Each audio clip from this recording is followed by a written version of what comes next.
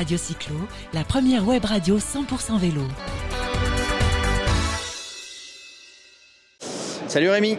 Bonjour Jérôme. Alors on est sur, quand il y a un événement sur le vélo, un salon, tu es là avec ton équipe Lavo Vélo, pas Labo Vélo. Ça va bien? Ça va très bien. Donc là tu as installé un Lavo Vélo que tu distribues en France évidemment, c'est toi, qui est destiné évidemment à laver les vélos. Voilà, et ce modèle-là est intéressant parce que c'est un modèle totalement automatique.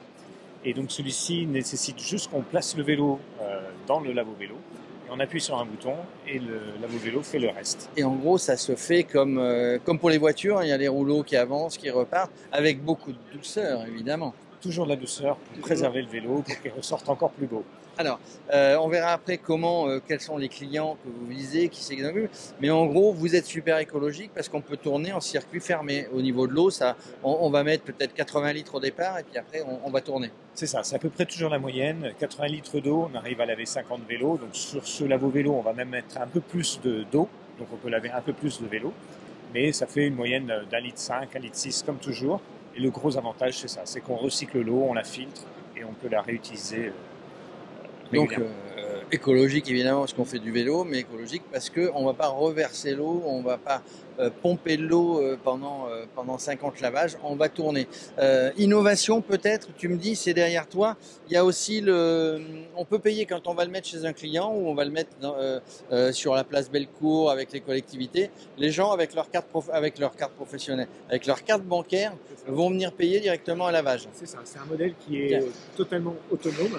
Avec ce monnayeur, on peut tout simplement laisser le lavo-vélo à disposition et tant que le client, le cycliste n'a pas décidé de payer, il est inutilisable. À partir du moment où on a payé, on peut lancer le lavage et le lavo-vélo opère tout seul.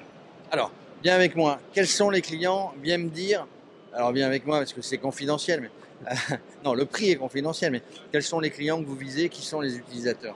Alors aujourd'hui, sur des modèles comme ceux-là, les clients intéressés sont des loueurs essentiellement, qui ont de grosses flottes de vélos, qui ont besoin justement d'utiliser de l'eau de manière écologique, recycler de l'eau. Et donc on a été effectivement approché par ce type d'acteurs actuellement. Par les loueurs et éventuellement une collectivité ou éventuellement un organisateur sur un événement, ce qui est le cas ici.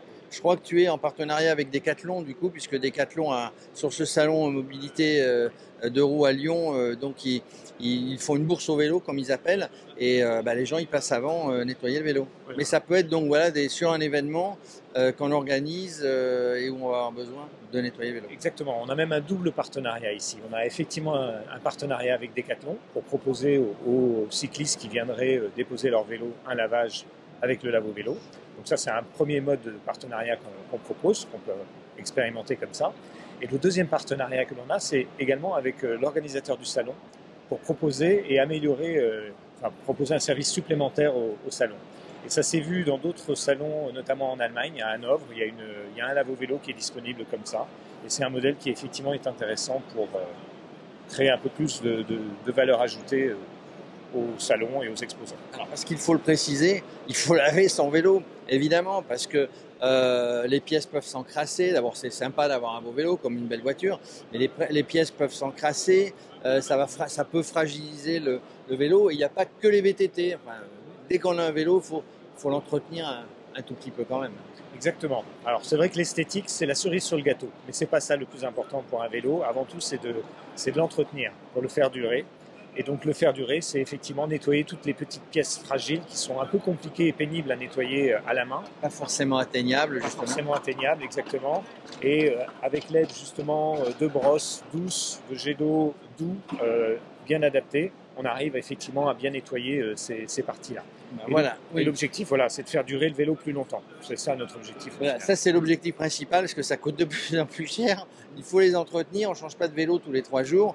En tout cas, merci Rémi Ingré. Je rappelle, Lavo Vélo, si vous êtes loueur de vélo, si vous êtes une collectivité locale, territoriale, vous avez envie sur un événement, vous êtes organisateur de salons, d'événements où il y a des vélos, n'hésitez pas une seconde. Je crois qu'il y a que toi qui existe sur le marché, ou en tout cas de ce niveau-là d'efficacité, évidemment. Pour l'instant, oui, cherche à couvrir un maximum de besoins. Oui. Donc n'hésitez pas à l'appeler. On vous trouve de toute manière Lavo-Vélo sur les réseaux sociaux, lavovélo.fr j'imagine ou .com. Donc .fr, on vous retrouve. Merci Rémi et puis bon salon. Radio Cyclo, la première web radio 100% vélo.